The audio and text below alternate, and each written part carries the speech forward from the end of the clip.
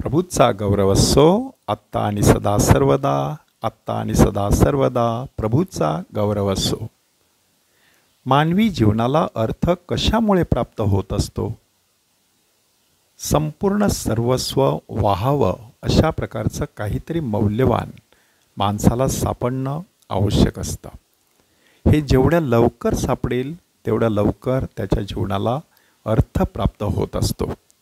आजच्या शुभवर्तमानामध्ये प्रभू येशू ख्रिस्त त्यासाठी स्वर्गराज्याच्या संदर्भात 2 महत्त्वाचे दाखले देत आहे.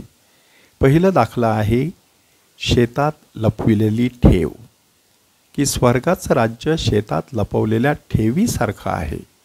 ती कोणा एका मनुष्याला सापडली, त्याने ती लपवून ठेवली, मग आनंदाच्या भरात तो जातो, आपले सर्वस्व विकतो आणि ते शेत विकत घेतो. सहज विचार करा की ह्या माणसाला ठेव सापडलेली आहे, तो ती चोरून नेत नाही तर लपवून ठेवतो. म्हणजे ह्या ठिकाणी त्याचा प्रामाणिकपणा दिसून येत आहे. एवढंच नाही तर ती विकत घेण्यासाठी आपलं सर्वस्व पणाला लावतो आणि ते शेत विकत घेतो. पूर्वीच्या काळी बँका फारशा नव्हत्या, त्यामुळे आपल्या घरामध्ये असलेले मौल्यवान असे दागिने अलंकार हे जमिनीमध्ये कुठेतरी पुरून ठेवण्याची पद्धत होती.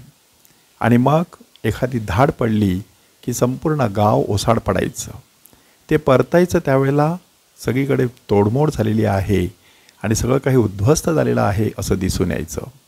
आपण एखादी वस्तू कुठे लपवून ठेवलेली आहे ह्याची त्यांना जाणीवसुद्धा नसायची. अशा वेळेला शेतामध्ये नांगरणी करणारा एखादा कामगार किंवा शेतकरी जेव्हा अशा प्रकारचं शेत नांगरत असे तेव्हा त्याला ही ठेव सापडत असे. ह्या ठिकाणी हा माणूस प्रामाणिकपणे ती ठेव तिथेच लपवून ठेवतो आणि शेत विकत घेतो. स्वर्गराज्याचा आनंद जर खरोखर हवा असेल तर प्रामाणिकपणे स्वर्गराज्याचा शोध घेणं आणि ते सापडल्यानंतर आपलं सर्वस्व पणाला लावण्याची तयारी ठेवणं आवश्यक असतं.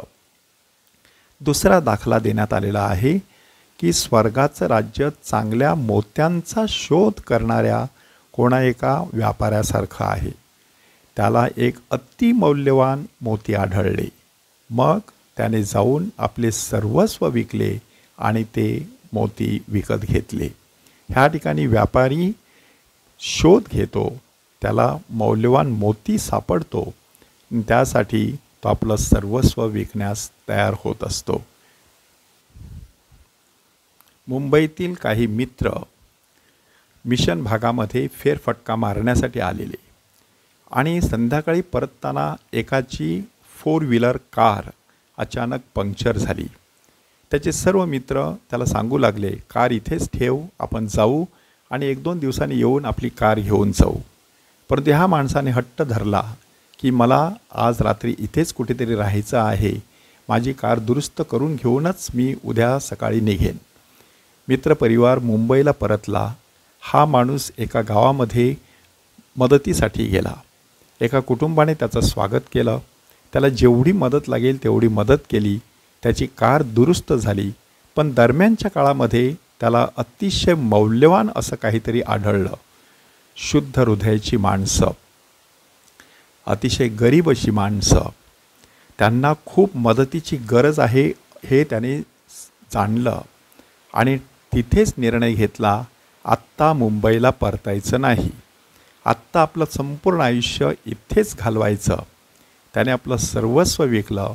तो त्या मिशन भागामध्ये येऊन राहिला. त्याने मुलांसाठी अनाथाश्रम सुरू केलं. त्यांना शिक्षण देण्याची सगळी व्यवस्था पाहिली.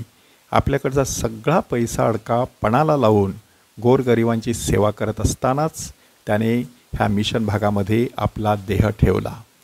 माणसं एवढी ध्येयवेडी कशी बनू शकतात? त्यांना जीवनामध्ये निखळ आणि परिपूर्ण आनंद देणारं असं काहीतरी सापडत असतं. सध्या मी स्वतः मिशन भागामध्ये काम करत आहे. तिथे देखील मला अशी ध्येयवेडी माणसं दिसत आहेत.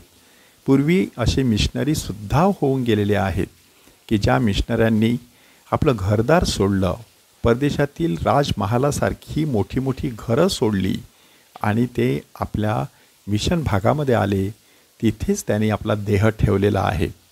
रामोन नेबियोला हे त्यापैकी असेच एक धर्मगुरू.